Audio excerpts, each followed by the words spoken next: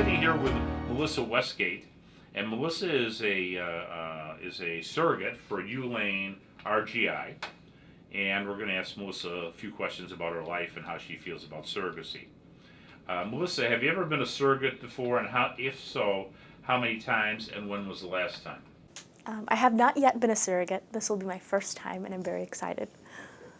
What made you decide you'd like to become a surrogate for a couple who desperately wants to conceive and cannot? Well, I've seen how much joy my son brings into my own life and into my family, and I want to be able to do that for somebody else. What are your values regarding surrogacy? How do you feel about it, and what your values are? I think that it's an important role that a surrogate plays, and I think that,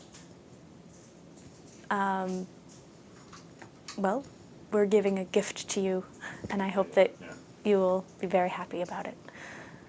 Can you tell me a little bit about your family? Are you married, and do you have children? Yes, I'm married. We've been married for 6.5 years. We've been together for 7.5 years. My husband's name is Corey. He's a very good father. We have one son. He's 1 year old, and his name is Jesse. He's a very happy and social little boy. You've told you give me again your husband's partner's name, your husband's name, excuse me, and you describe your relationship. Sure. We have a very positive relationship. My husband's name's Corey. He helps me out around the house a lot. He stays at home and he does crafting festivals as an occupation, so we get to spend a lot of time together. So he watches the baby much of the time when I'm working, and then I watch when he's crafting. So. What are your children's names again, and what are your child's name again, and what are their ages, and a little bit about your child, please. Okay. My son's name is Jesse. He's 1 year old, and he's a very happy little boy who likes to watch cars and play with tools, and he's just very bright. Does your husband have any reservations regarding relinquishing the legal relinquishment of the parentage of the child once it's born, after it's born? Not at all. We're very happy with one child in our family. Do you have a solid support system from your family now, and/or your spouse's family, to help you face the feelings that may be overwhelming during pregnancy and during the surrogacy? Yes, I do. I have a very good relationship with my mother and my father, who are very supportive of the surrogacy and very happy that we will be helping somebody. Could you describe the maternal feelings you experienced during your previous pregnancy, and how you plan to deal with those feelings as a surrogate should they arise? Well, I'm very conscientious of my hormone levels. It's just something I'm very aware of. I knew when I was about to go into labor because I could tell that the Pitocin levels in my system were different than before. And I'm very objective when it comes to feelings. I tend to face them very maturely. Have you ever experienced any complications during your pregnancy, and if so, what kind? No, I did not. I had a very easy pregnancy. About the worst thing was that I had a little bit of swelling in my feet, but I think everybody has that. How do you take care of yourself when it comes to your health during the pregnancy? Well, I make sure to get some exercise, but not push myself too much, and eat well. Lots of fresh fruits and vegetables, making sure to balance the diet and move around enough that the baby's going to be healthy. Can you describe your diet on a typical day when you were last pregnant? A typical diet for the day. Yeah.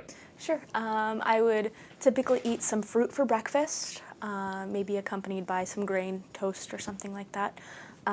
Then I would have maybe a sandwich for lunch. I don't eat a whole lot of meat, but occasionally I eat meat. I don't mind being a vegetarian if you need me to. I've been vegetarian for years, so. And then I would have a small dinner, usually vegetables and beans, rice, that sort of thing. As a surrogate, will you strive to eat a healthy diet or reach out for support if you need to? Absolutely. I know that the vitamins are important, and also getting those vitamins from natural sources is the most important way of making sure that you can absorb the vitamins. So. Should you become overwhelmed with morning sickness or other reasons that may prevent you from getting the proper nutrition you need for the baby and yourself, what can you sense that, and what would you do? Well, I would make sure to take my vitamins, and I didn't have any morning sickness at all. The last time I just felt nauseous, so that wasn't an issue for me. But That's great. I would make sure to take the vitamins. Should more than one embryo be implanted and all of them succeed? What are your feelings regarding fetal reduction or abortion if it's the couple's wish to have no more than one child? Well, I'd like, as everyone would like, to avoid abortion if it's not necessary. I would like to stick to what is medically necessary. So if it would be harmful to carry more than what has implanted, then I would be okay with fetal reduction, but I would like to avoid it if it's not medically necessary. And the corollary to that question is, would you be willing to carry twins? I would.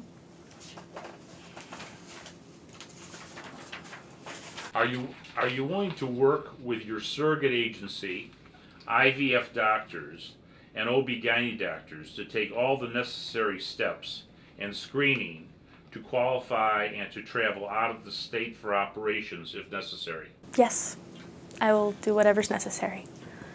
Are you willing to work under the instruction of surrogacy support staff to provide all the data and information that's required by the client, by the IP? Yes, I think the surrogacy agencies are a great support system.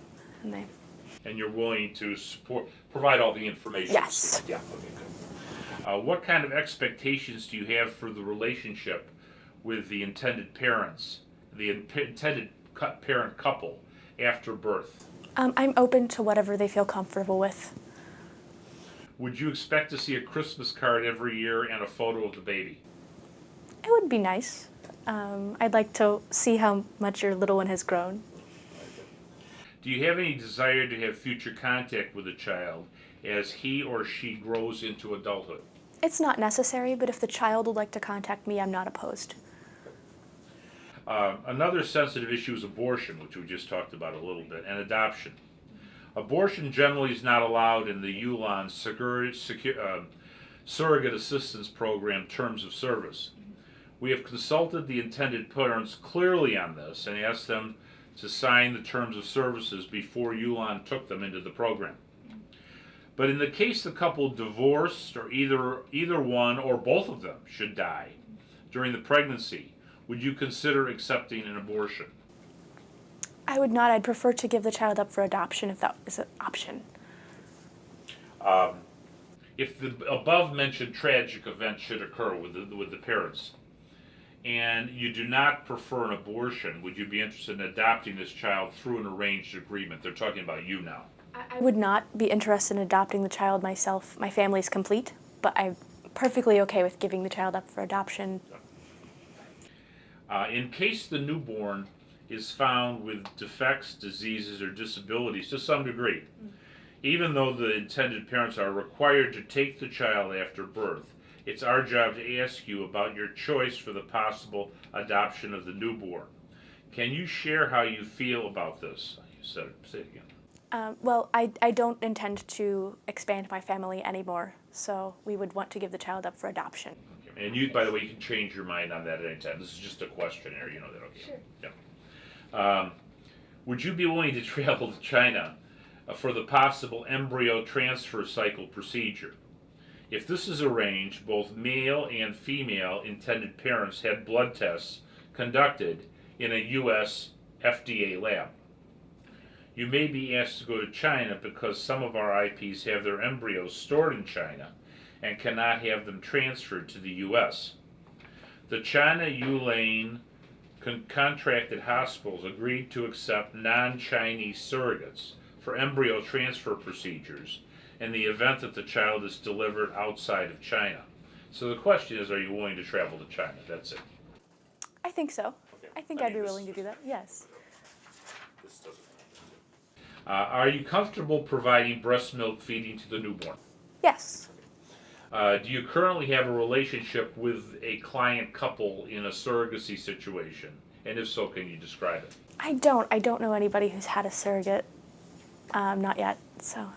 Are you willing to work exclusively with Yulan for at least 12 months as a condition under the Surrogacy Acceptance Program? Yes, I am. Okay. In the event of a failed embryo transfer cycle, are you willing to start the next embryo transfer cycle for the same intended parents or possibly new intended parents? Yes. Would you be willing to start the next cycle immediately, or would you prefer to start again in 1 to 2 months? Immediately is fine, just whatever the doctors deem. Are you comfortable asking your doctor for the OB-GYN results after each visit? Yes, I can ask that. And if so, would you be willing to fax or scan the OB-GYN results to Yulan? Yes, I'm very comfortable using a scanner. Reimbursement. This is a question about reimbursement. Reimbursement. Yulan and the surrogate agency provide for one reimbursement of surrogate expenses per month, only for those expenses that have been submitted in the proper form in a timely fashion by the 30th day of the month. Okay. Thereafter, Yulan pays the surrogate for those submitted expenses within 30 days after the prior month's expenses are submitted. Do you feel comfortable with this payment of expenses program? Yes, I do. Okay. And do you agree to conform in providing information with this payment of expenses procedure? Yes, I'm comfortable filling out expense reimbursement forms. This is on the compensable schedule. Your compensation will be paid once every 4 weeks as long as you are pregnant, beginning the first day of the 7th week after the date of the embryo transfer. Balance of compensation is paid 2 weeks after delivery of the child, along with the signed gestational carrier closing statement. Are you comfortable with that procedure? Yes. And do you agree with the compensation procedures under that procedure? Yes, I do. We're almost done there. Do you understand that you're required to provide documents for missing work days, such as the pay stub for receiving compensation for bed rest? The compensation for bed rest might not be made if no document showing that bed rest has occurred. They're looking for documentation. Are you willing to commit to that particular Yes. provision? Although I may not even have to take off time for work because I work from home. So tell the story. So the last time you were pregnant, you didn't take any time off? No, I didn't. I worked as a waitress all the way up until 2 days before I was pregnant, or 2 days before I gave birth, and some days as much as 11 hours a day just running around. I was a server, so I have a very easy labor as. And tell us what you're doing now. That was when you were a waitress. What's your employment now? Now I'm a teacher at an online high school, so I spend most of my day from home. I don't go into the office more than maybe once every 2 or 3 months, so it's very, very home-based. Okay, we truly appreciate your time and effort in making this video with us. We all know the life you are going to give, maybe through conception, is going to be very appreciated by the intended parents. Before ending the interview, do you have any thoughts you'd like to share with the intended parents in China? Just that I wish you very much luck and joy with the new baby that you'll be making, and I hope the best for you. Thank you very much. That's great. Good. Finished.